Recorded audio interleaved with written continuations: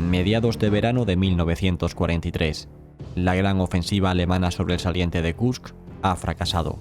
A continuación se produjeron toda una serie de combates a lo largo del frente oriental que hicieron retroceder a los alemanes y abandonar cualquier esperanza de victoria en la guerra.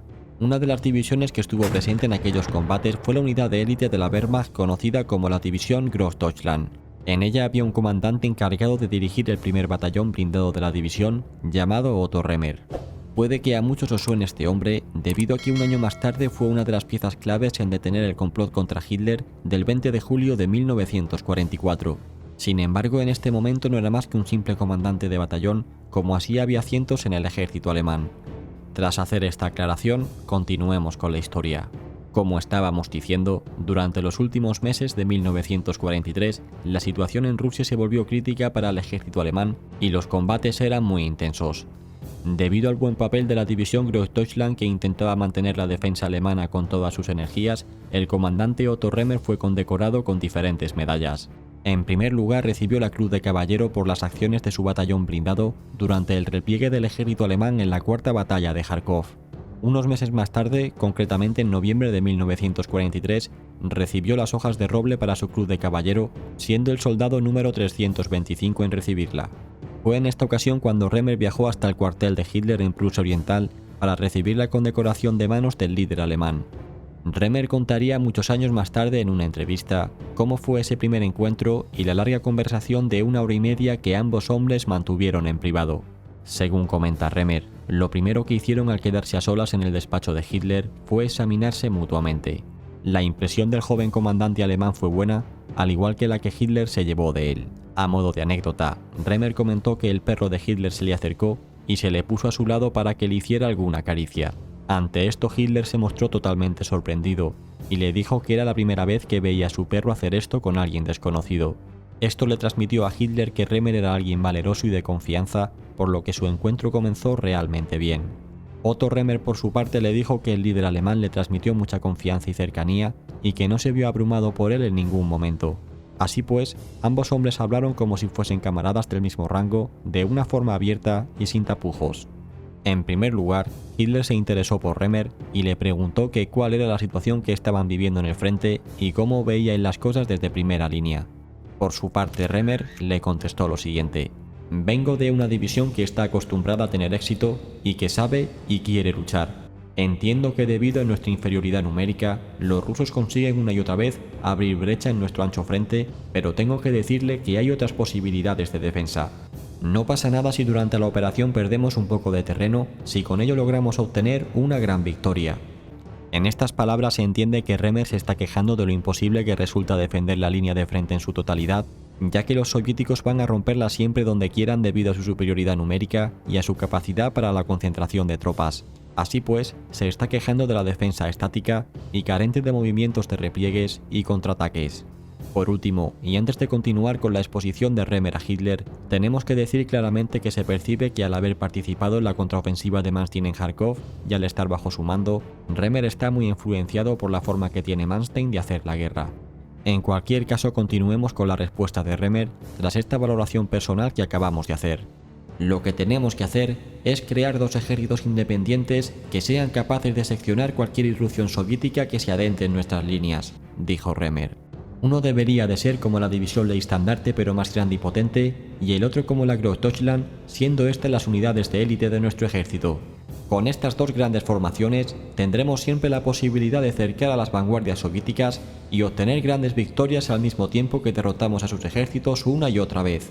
Aunque tengamos que perder terreno en estas operaciones, no pasaría nada porque posteriormente lo podríamos recuperar. Así pues, ¿por qué no hacemos esto?, terminó preguntando Otto Remmer a Hitler. ¿Por qué no formamos estos dos potentes ejércitos en lugar de hacer que estas divisiones de élite luchen en combates estáticos hasta su aniquilación? Creo que estamos desperdiciando a muy buenos hombres que tienen experiencia y ganas de combatir en acciones que no son importantes. Cada penetración soviética podría ser convertida en una victoria siempre y cuando tengamos a unidades de élite disponibles y las usemos con la dirección adecuada, terminó diciendo Remmer. A continuación llegó el turno de Hitler, que hasta el momento había estado escuchando atentamente a este comandante de batallón. «Esto que plantea usted ha sido desde hace tiempo lo que he intentado hacer. Pues yo también tuve esta idea y comencé a organizarlo todo para que fuese así, empezó diciendo el líder alemán. Pero en la mayoría de los casos, las circunstancias de la guerra no le dejan a uno hacer lo que uno quiere hacer y le impiden tomar determinadas decisiones. Por desgracia, estas unidades no pueden estar siempre disponibles, pues debido a lo crítico de la situación en el frente, tienen que ser enviadas al combate a toda velocidad para evitar males mayores. Como los combates son muy intensos, estas unidades de élite que han llevado mucho tiempo organizar y formar, son despedazadas en pocas semanas y su valor combativo se reduce al mínimo, teniendo que cubrir las bajas con soldados menos experimentados y entrenados. Esto hace que ya no puedan impedir nuevas penetraciones soviéticas. Remer le dijo a continuación que el rendimiento de los nuevos soldados era muy malo y que se necesitaban con urgencia más unidades de élite con experiencia demostrable, pues solo ellas podían llevar a cabo las tareas más difíciles. Además comentó que se necesitaba que estas divisiones actuasen por su propia cuenta sin que nadie desde arriba se entrometa en sus asuntos. Lamentablemente, a partir de este punto la entrevista se corta y comienzan a hablar de asuntos relacionados con el golpe de estado que Remer ayuda a detener. En cualquier caso, todo nos indica que Hitler no se tomó a mal estas palabras debido a que unos meses más tarde es ascendido y se le da un importante puesto en Berlín como el comandante del regimiento de guardias de la ciudad. Tras el atentado fue nuevamente ascendido y se ocupó de la seguridad personal del líder alemán en el cuartel de la guarida del Lobo en Prusia Oriental hasta que tuvo que ser abandonado por la proximidad de los soviéticos. Posteriormente, a finales de 1944, volvió a entrar en combate de nuevo a los mandos del propio batallón del Führer en la batalla de las Ardenas. Es curioso lo que comenta Remer en la entrevista, pues indica que todos los días enviaba a Hitler un informe personal que era más realista de lo que le decían sus generales. Cuando la ofensiva alemana en las Ardenas fracasó y con ello se perdió la última esperanza alemana de intentar mantener la situación, Remer volvió a hablar en privado con Hitler y le dijo lo siguiente: «Después del fracaso de nuestra ofensiva en las Ardenas, solo tenemos una oportunidad de acabar esta guerra de forma honrosa», dijo Remer. Hitler, que claramente vio que le iba a proponer que debían negociar una paz, lo interrumpió y le dijo: «Ante todo es importante que los rusos no ganen más territorio. Esa oferta de paz que usted quiere proponer es del todo imposible, pues sabe tan bien como yo que en la conferencia de Casablanca se estableció que nuestra rendición debía ser incondicional. Los aliados no buscan acabar únicamente conmigo, sino que quieren aniquilar a toda Alemania. Así pues debemos luchar hasta el final, pues es lo más honroso que podemos hacer ahora», terminó diciendo Hitler.